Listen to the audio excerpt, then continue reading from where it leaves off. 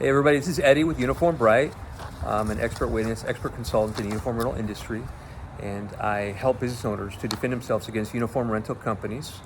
The two best pieces of advice I can give, if you are, before you sign a contract, I could remember, and this is true for any contract, remember this, the big print gives it to you and the small print takes it away.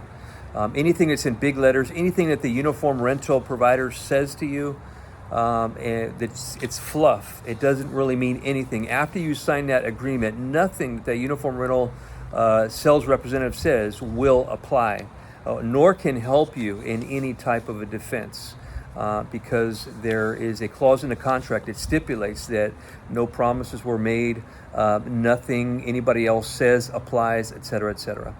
The second piece of advice I can give you is this. Remember that the good thing about an email is that it's a permanent record. The bad thing about an email is that it's a permanent record.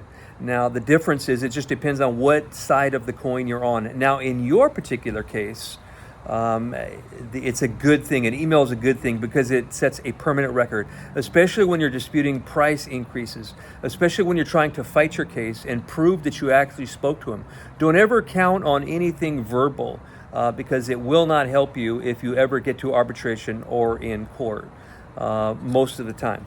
So those are the two best pieces of advice I can give to you. Remember, get it in writing, send an email. Matter of fact, get 4 email addresses for 4 different, the service manager, the general manager, the route manager, and add them to that invoice and send it to them. They're never going to be able to say, you never told us that. So anyways, guys, best of luck to you. If you need help, give me a call. Don't forget to like and subscribe so that you can get notice of new videos. Talk to you later.